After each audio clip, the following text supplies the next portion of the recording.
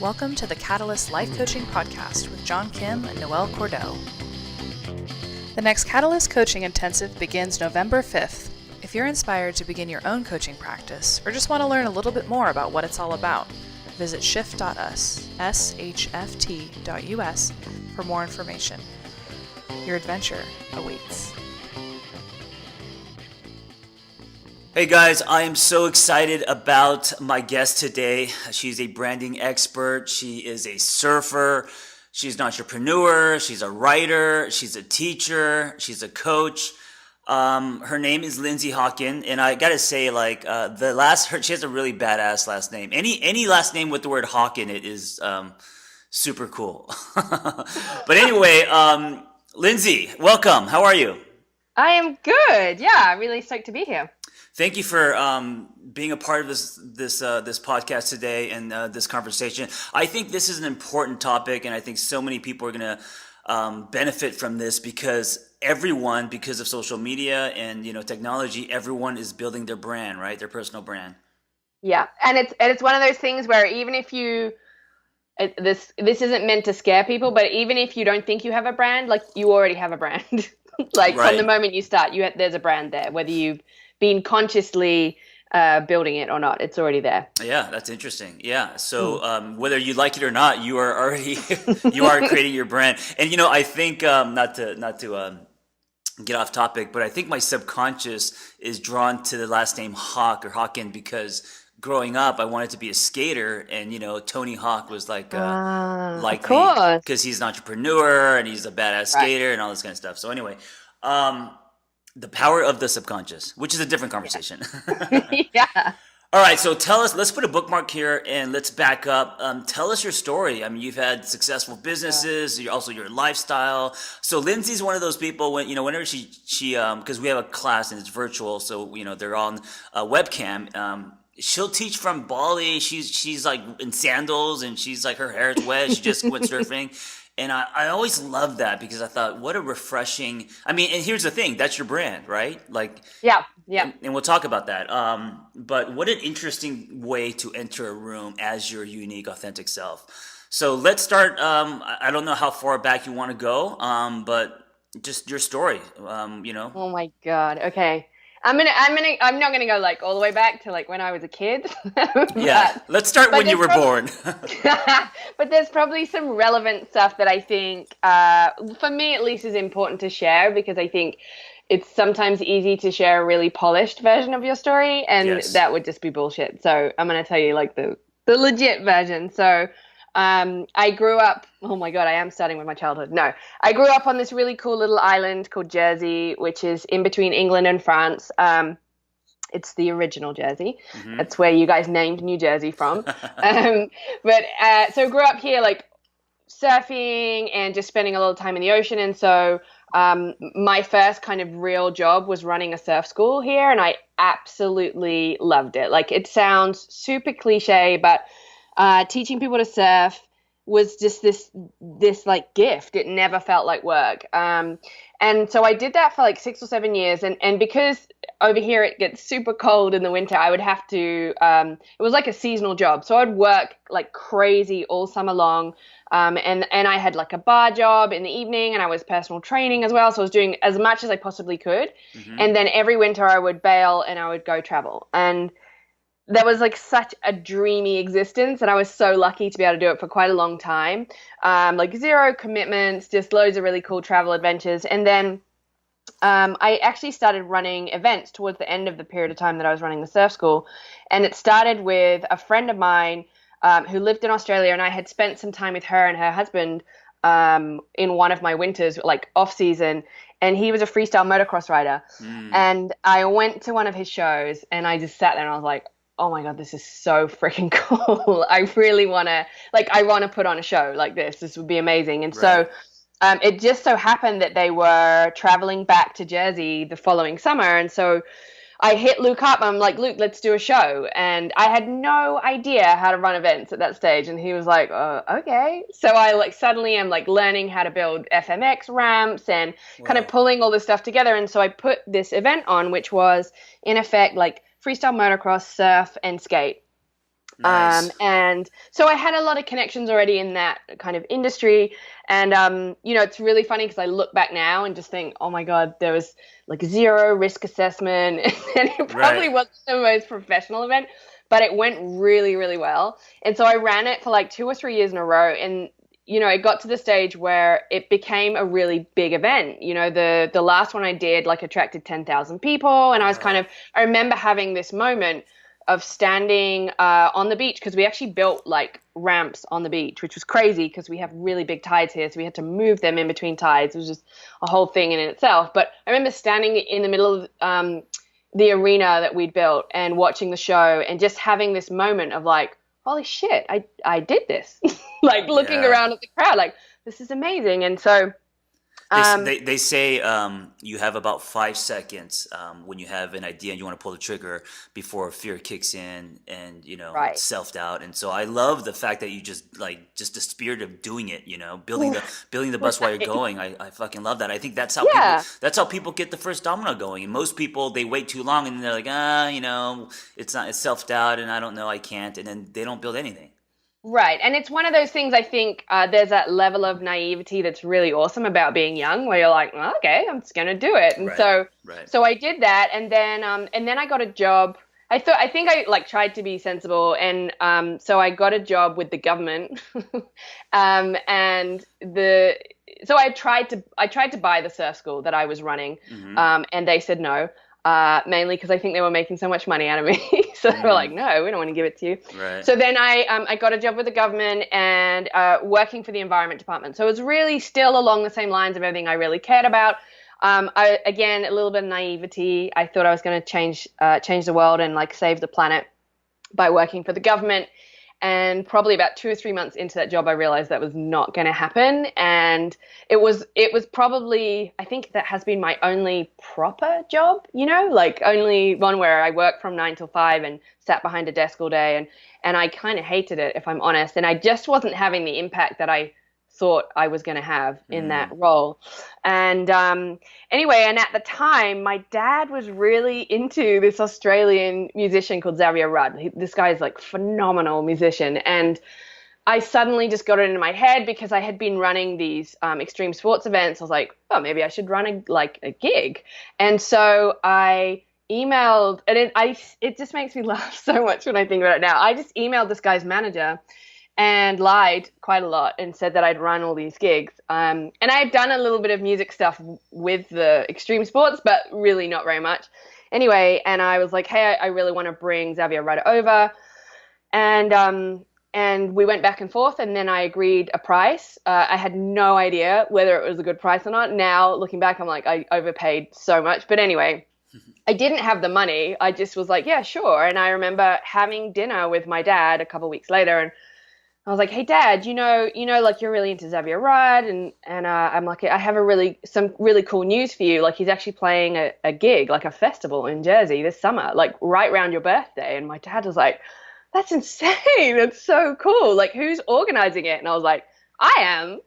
And it was one of those like dinner table moments where everyone's like, oh God, like what has she done? Right. And and it was one of those where you kind of had to reverse engineer it. Like I can't remember how much it was, but it was like 10 or 15 grand that I had, agreed to pay.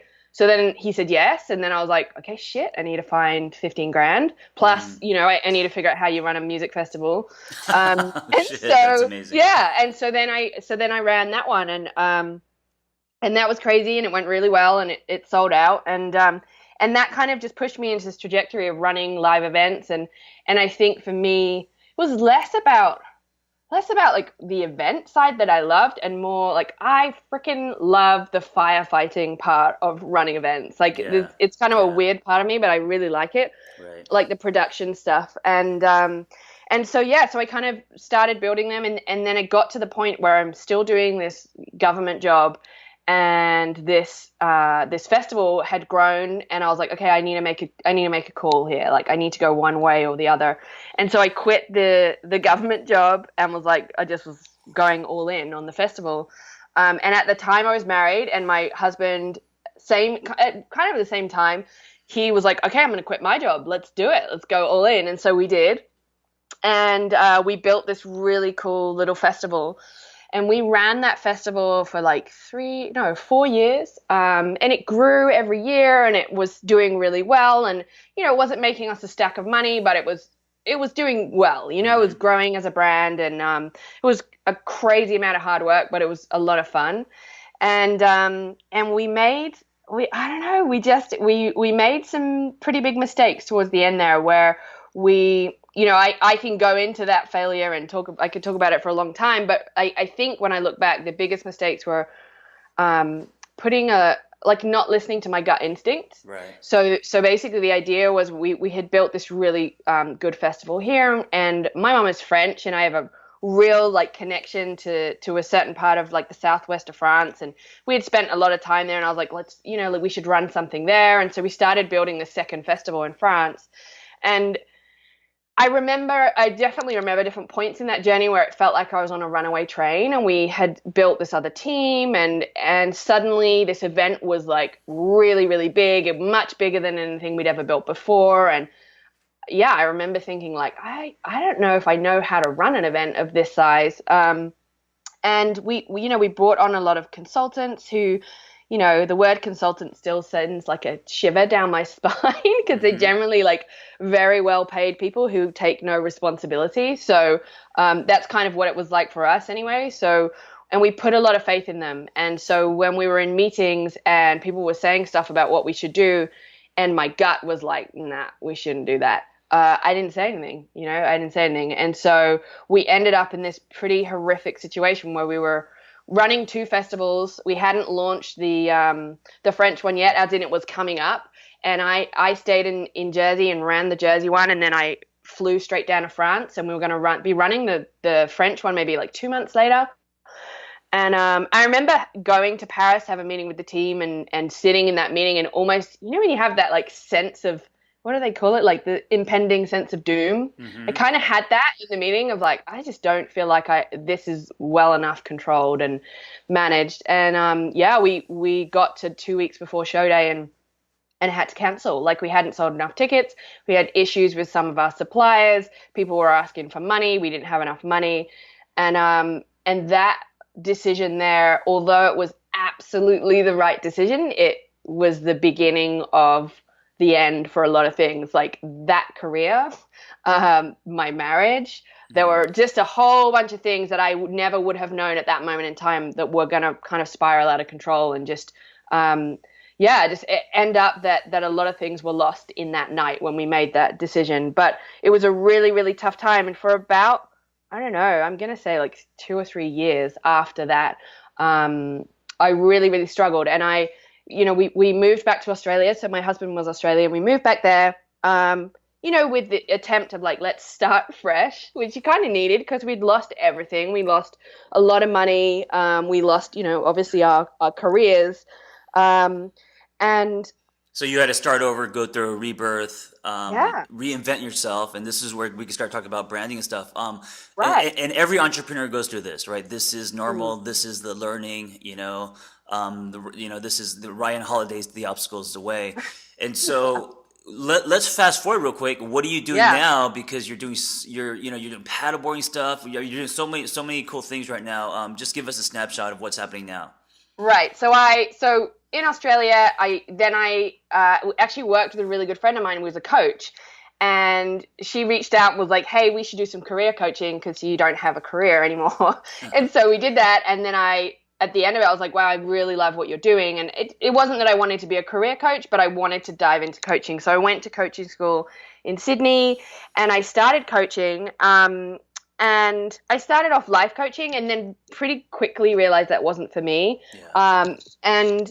And then I was in this funny place where I was like, I have a lot of business acumen, and I have a lot of experience in branding and marketing, and I think that's what I want to help people with. And so I just kind of started niching down, and I just the more I got into that side, the better it became. And so now I'm a brand strategist, but what's been amazing is that I've been able to combine the coaching with that brand strategy, because what I think is really interesting about branding is so much of it is very intense questioning, right? Right. Of like who you are and what you stand for and what your purpose is and how you share your story. And for me, when I look at that from a coach's perspective, I'm like, man, you need to be a really good coach to pull that out of someone. Because you can have like a really fancy, strategist who sits there in their suit and tie and kind of maps out what your brand needs to look like. But if you don't have someone who can ask questions in the right way to help you establish what that brand looks like, then it can become a really tricky thing. And Sure. so that's kind of what I'm doing now. And on the flip side of that, I run this other program called Sup Kids, totally different. So kind of, I guess, going back to my roots of teaching surfing, where this is stand-up paddleboarding for kids, but it's an environmental education curriculum that I now license out to stand-up paddle schools around the world. So it's been kind of cool because in one hand, I kind of get to teach branding, and then in the other, I kind of get to be practitioner, right? Like I get to do everything that I tell my clients to do through Sup Kids. So it's been really fun to be doing both. That's awesome. So if someone is creating their own brand, maybe they're coaching, or maybe they're a company, maybe they're a gym, a fitness organization, they're, I don't know, yoga, whatever. If they're creating their own brand, and let's kind of like walk them through this, what would you say is the beginning? What are some of the questions you have to ask yourself? What's the process of giving birth to a really great brand? Okay, there are probably like 2 or 3 questions that are key. One would be like, what do you want to be known for? Right. Because I think a lot of people, especially in the coaching world, a lot of people start off with this very broad vision, because I think it's natural, because I think if you train as a coach, you're like, oh my God, I can help everyone with everything. Yeah, and you can't. And you can. You can, but you just physically you can't do that. Like, on paper, probably you can do it, but there's no way as a business that will work. And so that's probably the first question for me of like, what is it that you want to be known for? And what do you enjoy doing most? Like, who do you enjoy working with? And what's the work that really lights you up and that you're really good at, Right. And then for me, probably the biggest thing is the why, right? Yeah. Like, what's the purpose behind what you're doing? Because without that, you're going to really struggle to make smart decisions. I look back at my festival days. I'm like, I have no idea what my why was in those days. And maybe if I had known, it would have acted like a compass for me.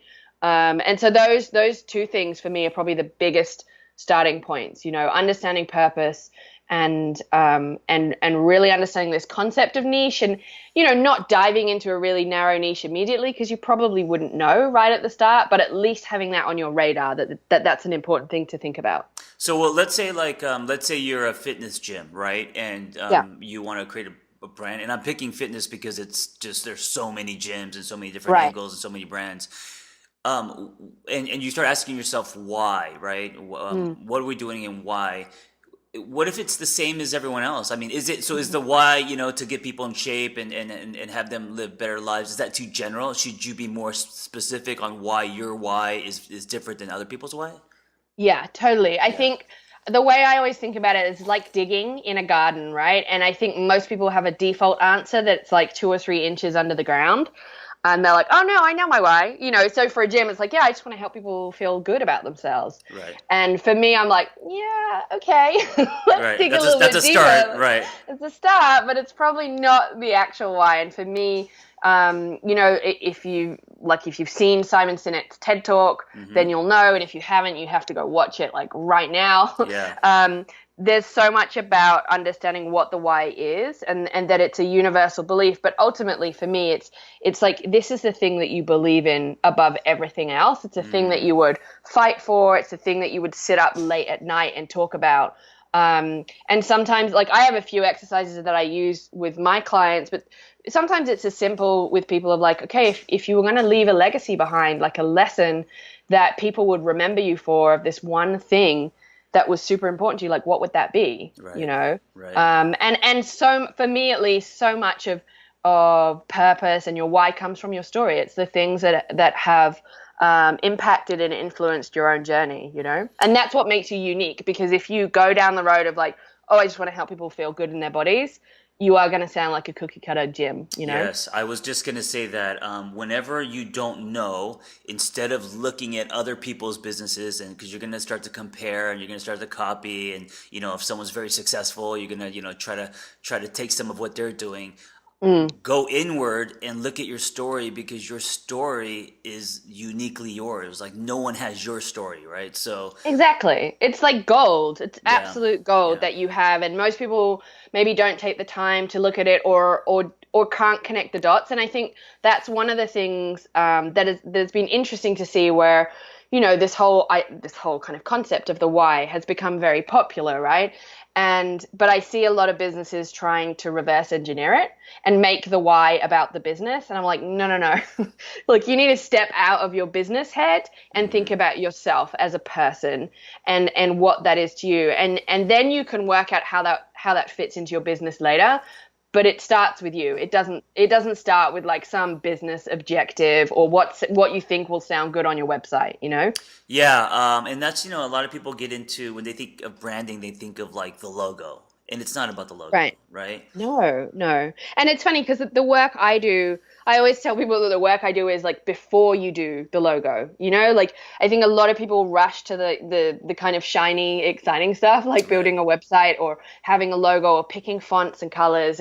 And what happens a lot is that you will go and spend a chunk of money with a designer, and they will come back with something that you're like, oh, what? That's not what I want, or that's not me. And it's because you actually hadn't done the work beforehand to understand the strategy that sits behind your brand. Like, Right. and so I feel really sorry for a lot of designers, because I think they cop a lot of flack from people because they're like, oh, you didn't understand it. But it's like you couldn't communicate it. And so that's clear to me when someone has an issue with a designer, unless obviously they just use a really crappy designer. But 9 times out of 10, it's because they don't know how to communicate what makes them different.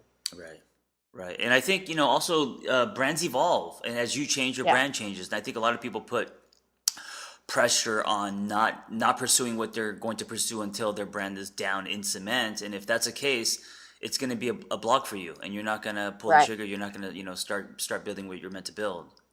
Yeah, and I think that the funny thing is that there's this crazy website. I'm gonna have to find the link and send it to you, but it's I think it's called the Wayback Machine, right? And you can put in anyone's website, and it will show you an archive of that site. And one thing I always recommend to people when they're in that mode of like, oh, but it's not ready, or I'm not quite there yet, like go look at someone who you really admire in business, look at their website and go back to what it looked like at the beginning. Mm, And I promise you it will look really shitty and like not very professional, right. and Right. whatever. And it's like, for me, it's like you have to understand that you have to start somewhere, and you're better to just get your foot out the door and just start moving and just iterate and keep improving things. And my idea of what I thought my business was going to look like 4 or 5 years ago versus what it looks like now, totally different, like Right. completely different. And I would look back at what the first version of my website was, and I'd be horrified to go and spend time looking at it now, but I Yeah. had to do that in order to get to where I am now. Yeah, and I think the takeaway here is that brands, they're a living, breathing, dynamic thing. It's not a two-dimensional logo or a sign, Mm. but it's like it's the veins or the pulse of your business, right? And I think that it changes, and it goes through seasons, and you come up with different messages, and it evolves and all that. And I think that a lot of people who have to have things set in stone, or have anxiety if they can't control something, they're going to struggle with that. So I think the best brands are just brands that you allow to breathe life into, that it just lives like it's its own Yeah. thing that's living. Yeah. And it's a big relief when you realize that, I think. Because then you're like, Yeah, okay, right, cool, right, cool. right. This might change in a year's time. That's totally cool. Yeah, It takes the pressure off. and so many people, like, they won't pull the trigger because they haven't figured out what their thing is or their brand is, so they never start their journey. Yeah. Yeah. And that's the same thing with that niching idea, right? Like it's very unlikely that you're going to come out of the gate knowing what that niche is. Like, it's very rare, but you have to go out and do all the things in order to figure out which ones are a really good fit and which ones are a really bad fit. And you just, like, for me, I found that my business has grown exponentially every time I've narrowed in a little bit more. But I couldn't do it all in one go. Like, it was just like narrow in, do that for a bit, then narrow in a little bit more and do that for a bit. And it's taken a good amount of time to get to a place now where I'm pretty narrow on what I'm doing. But I'm still kind of iterating and kind of tweaking things as I go now. Yeah. And you mentioned this thing in class, which I love, is that whole exercise you do with the billboard, right? Yes. Yeah. Explain that, and also what yours is, because I love your message, the be you on purpose. But walk us through the billboard thing, because I think it's really cool. Okay.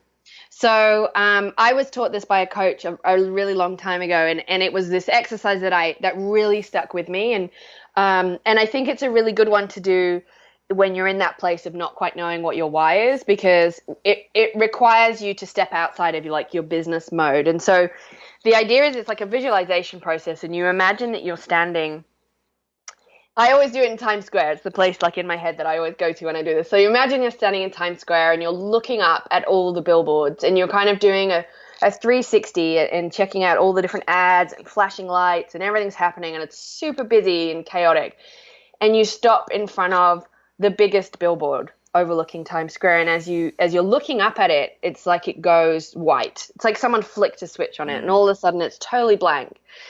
And you have this opportunity to put a message out there to the world, and it's this message that hundreds of thousands of people are going to see. So it's an opportunity to say the thing that you think the world needs to hear, the lesson that you think more people need to learn, that one belief that you think can make the world a better place. And so you just spend a little bit of time like thinking about what might come up on that billboard. And for a lot of people, it's a really interesting process, and their brain tries to jump in and come up with all this, like, justify things. It's like, no, just see what comes up, like, because stuff will come up naturally, and it might not even be words. It might be an image or a number of images, but generally what you'll get to is a very clear and a very concise message, Right. And for me, like, that's the starting point of understanding your why. Like, what comes up there is like, this is the thing. And I sometimes I'll say it to people who've got kids. I'm like, if your kids are only going to remember one thing from you, like one lesson to go through life with, like, what's that going to be? Right. And for most people, it brings them to a place of real clarity, because they're like, okay, shit, only one lesson. Like, what is it? And from there, you can then build on and figure out, how that fits into everything that you're doing. But that tends to be a really good place to start to help figure out your why.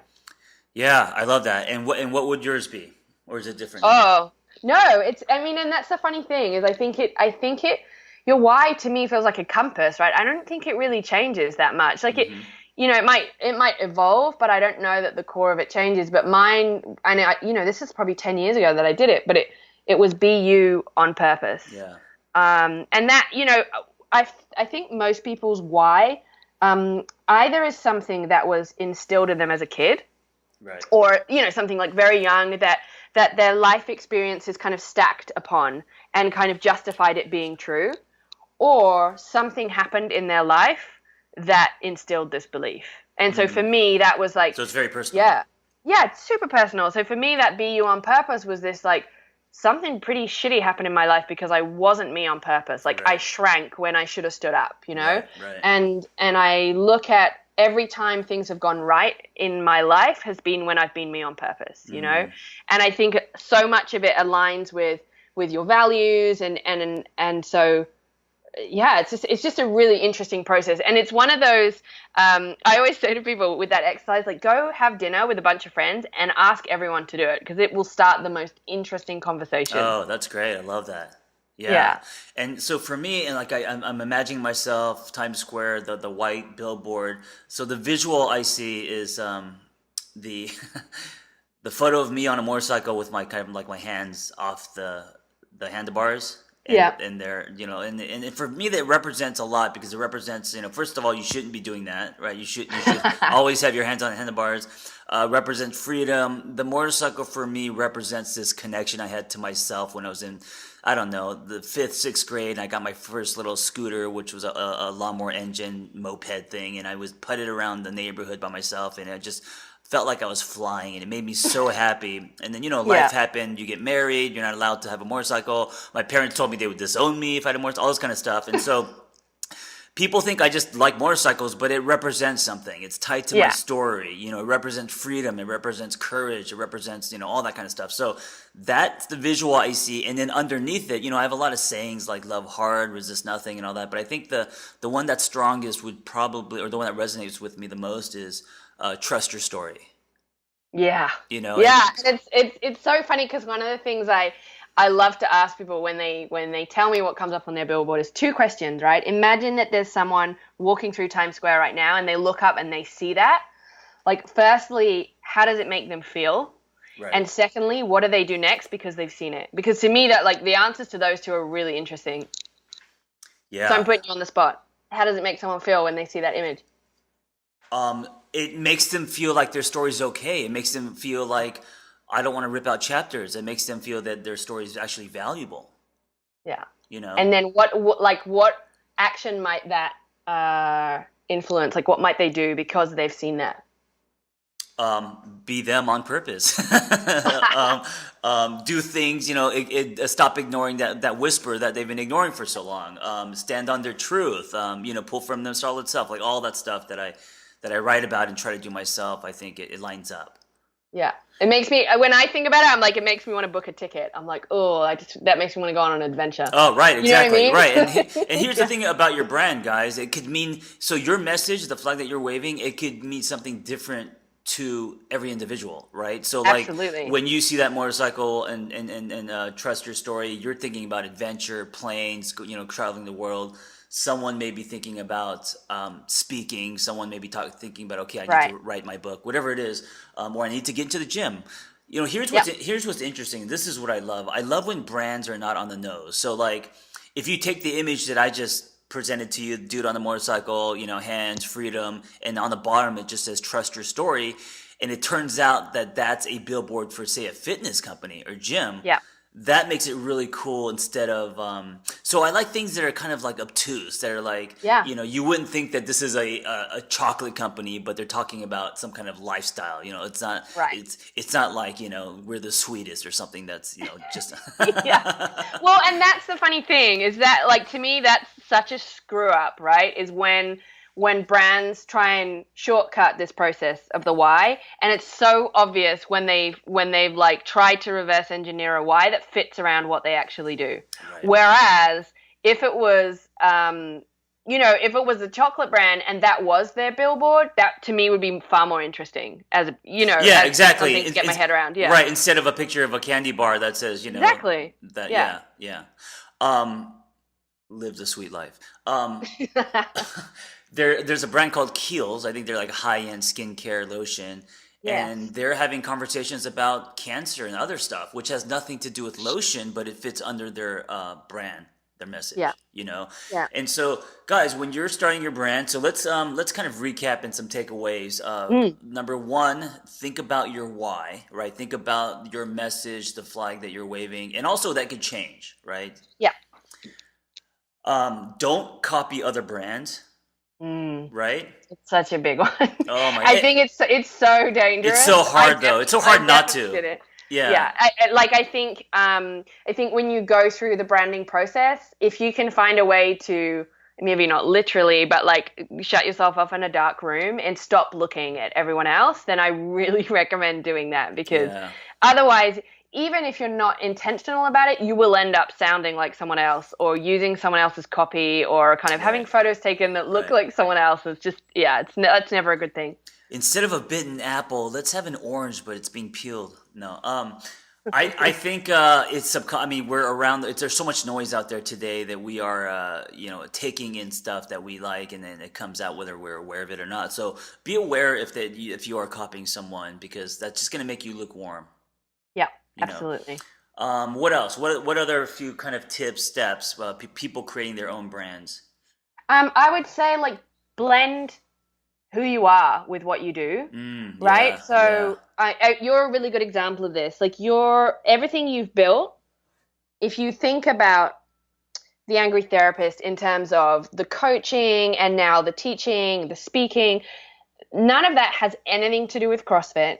Right. None of it has anything to do with motorbikes. Right. But those two things are really part of your brand, right? And they're almost like flags that attract people, and they're like, oh my God, I'm really into CrossFit. I'm interested in that, you know? And I think so often we try and like compartmentalize everything, whereas actually it makes your brand more interesting. So they're like, you know, brand strategy has nothing to do with surfing, but if you sign up to my email list, like, holy smokes, you're going to hear all sorts of random surfing shit in there, Right. because that's who That's I am. who you are. And Absolutely. who I am, and it helps to stand me out from other people who do the same thing as me. And so if you can find a way to blend those things together, and what's amazing is that what tends to happen is you find incredible metaphors from the other stuff that you're interested in that will help with what you actually do. Oh, I love that. Yes. You know what I mean? Yes. So like you can use motorbikes or CrossFit or any like fitness stuff is a great metaphor that you could use when you're coaching someone.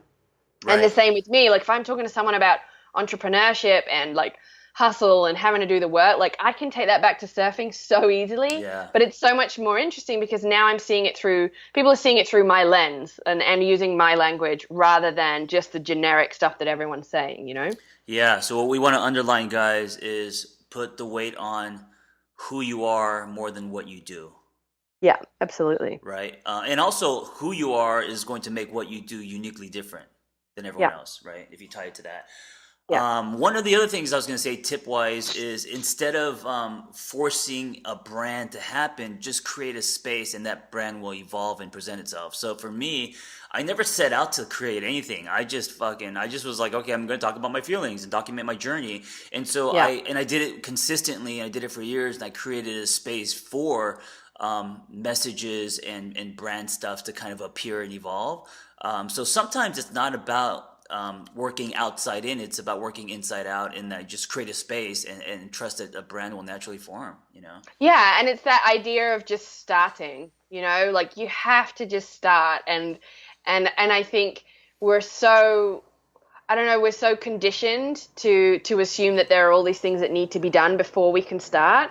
And it's, I don't know if you've read any of like Malcolm Gladwell, but he has this whole thing around 10,000 hours. And it's like, if you knew that you had to do 10,000 hours before things were really going to kick off for you in your business, you'd be like, holy shit, I just need to start right now. Right. so that the clock starts ticking, right? But instead, people try and do all this stuff behind the scenes and they don't actually start. And it's like, you know, the very best experience you're going to get is once you're actually in there doing it. You know, it's so easy to kind of sit out and look in and kind of plan and strategize, but it's like, just get in and start doing it. Like, you know, when I look back at events that I used to run, like, sure, I'm kind of slightly horrified and very relieved that there were never any freestyle motocross accidents, but I learned so much from doing it. Like, I could never have learned how to run events had I not just gone straight in and started running them, you know? Yeah, and my story with that is when I started the Catalyst course, I started selling tickets for it, and I didn't have any instructors, and I have no idea what I was going to teach. Yeah. Or how long it was going to be. So I sold like 5 or 6 tickets, and then once they paid me money, now I had an obligation. Well, and I put the course together, and now it's like fucking building the bus while I was going, you know? But it's like, I mean, the tech industry do that a lot, you know, that's the whole kind of lean startup idea, right? It's like, you have to validate your idea.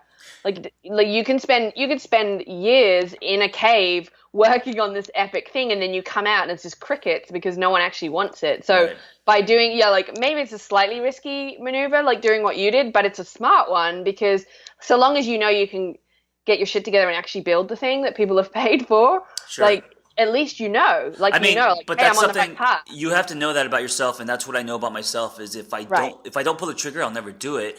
And so look at it now. I mean, now we have all these instructors. We've already graduated. Now we're approaching almost 200.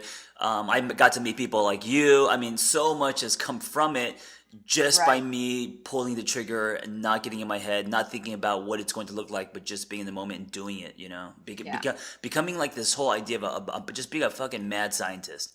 And it's like, it's like what people say, fail as fast as you can. I think that's why they say that, is so failure doesn't become the wall that you have to climb over, but it just becomes, they're just, like you said, like the 10,000 kids. I know I gotta, get to that island, so I might as well start swimming no matter what, Yeah. And it's funny, I think, one of the other things, if we're thinking about building a brand, but also like just building a business, I actually had a really funny conversation with a friend about this morning. One of my favorite kind of business mentors is Gary Vaynerchuk, right? And there's one video that he made that I watch it again and again, because he talks about how if you're an entrepreneur, you have to be able to get punched in the face again and again and again. Yeah. And it's so funny because it's the thing that I remember, because it's so, so true. And there's that level of resilience that you really need to have, because it's not easy. And there are going to be times when you think you've like made a really screwy decision, and there'll be times when you look at other people with like a regular day job and you kind of wish that you were them. And I think there's so much about building a business that is scary and that is hard, and it requires so much courage and so much resilience and so much work that a lot of people don't realize that. But I think just knowing that in the back of your head is useful, because it will come in handy at a dark moment, you know? Yeah, I don't think entrepreneurship is something you do. I think it's something you are. So like when I think about myself, I remember at about age 9, when I got my first giant skateboard, I turned my backyard into like this little amusement park where I thought I was going to charge, someone $3 to sit on my skateboard and push them around the backyard, and like, paint cans would fall and then you would get scared and all that.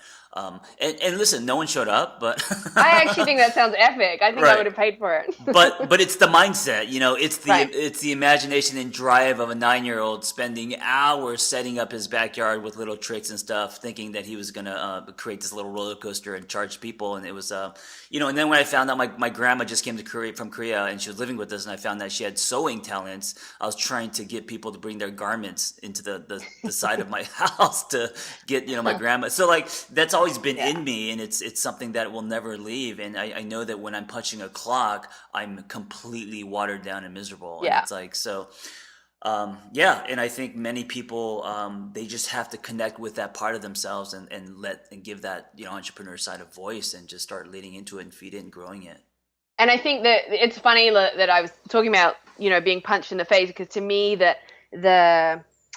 I don't know, the essence of that, I always think of Rocky. It's like you have to have that's, to me, what's really valuable is having that like bit of, tapping into whatever Rocky looks like for you, of just this absolute like sheer stubbornness. Like, I'm going to freaking make this work, and it's a really valuable asset. Like sometimes it gets you into trouble, right? But most of the time I think it's a really valuable asset. And if it's something that you haven't cultivated much of, then I think it's worth kind of, getting into. Yeah, what's the best thing about Rocky, and Rocky is one of my favorite movies, is not only the movie. I mean, the movie's great. It's almost a perfect script, but it's actually his personal story on how the movie got made. That's almost a better story than just like selling his dog, living off tuna, like all the shit that happened. And also when he had nothing and people were offering to buy his movie, but they wouldn't let him star in it. Him saying no to that, which is crazy. Yeah.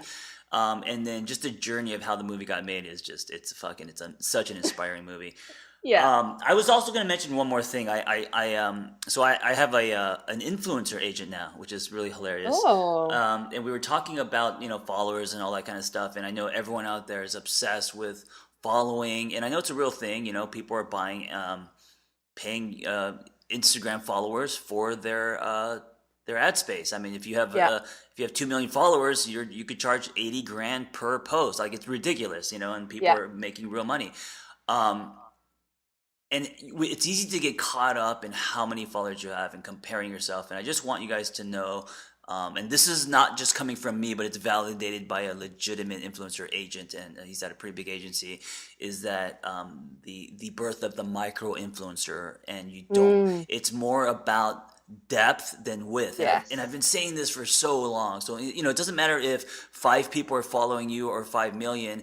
Engage with whoever is listening. Because if you go deep, you will get the width. Absolutely. If you're focused on width, it's going to be short-lived. And listen, if you're aesthetically blessed and you're very attractive, you may have 100,000 followers, but if there's no engagement, you're not going to convert anyone. They're just, you're basically a commercial. Absolutely. And I think the interesting thing is people do this they do this outside of social media as well, is they get obsessed with the numbers, right? And so they spend more time looking for new clients or new customers, and they don't actually take care of the people who are already in. Yes, You know, and it's like, absolutely. no, like take care of the people who are in. And same thing goes with social media. Like have conversations with the 5 people who are like signed up to your email newsletter. Even if one of them is your mom, like just do it. You know, that's how everybody starts. And like you're so right. Like those kind of relationships, you have no idea where they're going to go and how they're going to build, but they won't happen unless you invest some time in them, you know? If you give your client, if you own a yoga studio, your member, a gym, your members or your followers, it doesn't matter who it is, if you give them an experience that is uniquely you and very valuable, that will go much further in them telling other people about you than you taking out ad space or trying to For sure. throw a net that way. I really believe in working inside out and taking the people that you have, investing in them, and let them be the megaphone instead of you tap dancing and trying to get people into, you know what I'm talking about? Yeah, totally. Totally. Because we believe our friends when they tell us that something's epic rather than, the kind of car salesman. Like, of course he's going to tell us that the car's epic. It's his job, you know? Right. That's how movies make money and that's how books spread. It's all word of mouth. Yeah. Yeah. Yeah, absolutely. So, guys, as you're creating your brand, I hope some of this conversation was helpful for you. And think about some of these things. If you already know, let them be reminders. Linzi, thank you so much for joining me. This was so fun. No worries. It was good to chat. Yeah, I love this. I could talk about this shit for days. Where can we find you? Okay. So, well, 2 places actually. The One, ocean. yeah, the ocean. In different places around the world. No, so helloglowbranding.com. Yeah. That's my branding site. I'm actually just about 2 weeks away from launching an online version of Superstoked. So Superstoked is the branding program that I run, and so far I've just been doing it 1-to-1, but I'm just about to go online, so that'll be fun. But then also just linzihawkin.com. I actually just built this site because I was going a little bit crazy because people would ask me what I do, and I had a whole bunch of different stuff going on, and so I kind of put it all onto one site. So if you're like randomly intrigued by some of the other stuff that I do, like the Sup Kids thing and some of the surfing stuff, then that's where you'll find all that. So yeah. Yeah, check her out. You know what I was going to say you hold up, and let me explain this. So I met Gary Vaynerchuk once, and I think he holds up too. And what I mean by that is, so back in the day, I met Matt Damon when I was running the club thing, and he stayed in our little VIP room for I hung out with him for 7 hours. It was crazy. And I remember just observing him in there, and it was only me, him, and my promoters. There was only 3 of us, and I didn't know him at all. And I was just kind of observing him. Here's a movie star that I'm hanging out with for hours, and he wasn't wasted. He was just being himself. He was telling us stories, and he treated me like we went to high school. And I was really shocked by that. And I was thinking, you know what? All these things about Matt Damon that you read, how he's a stand-up guy, in person, he fucking holds up. He actually, he is who he kind of preaches. And, and I've never met The Rock, but I feel he's probably like that too. And there's a lot of other people. And when I met Gary Vee, he came, so I was on this little reality shows, a competition for entrepreneurs, and he came after the show, after we filmed, and he made a point to shake everyone's hand and just be real. And I remember I made eye contact with him behind the scenes when we were grabbing pretzels, and he came up and said, "What's up?" And I was thinking, wow, this guy, he's no different than he is in all his video. This is just him, it wasn't he didn't have this other persona. And I think one of the greatest compliments is that you hold up, especially with social media now and filters and how you can present yourself. And I just want to say to you that you hold up. Wow. The fact that I'm even in a paragraph with Gary Vaynerchuk makes me so happy. So thanks. You're welcome. So guys, check her out. She's the real deal. She lives the life that she preaches. And everyone's branding. So give Linzi an email. All right, Linzi, thank you so much, and be well. Yeah, you too. Talk Thank to you. Soon. Bye. Thanks for listening to the Catalyst Life Coaching Podcast presented by SHFT. If you'd like to learn more about what you've heard on today's show, head to shift.us. That's SHFT.us for more information. Feel free to rate us, review us, and tell a friend.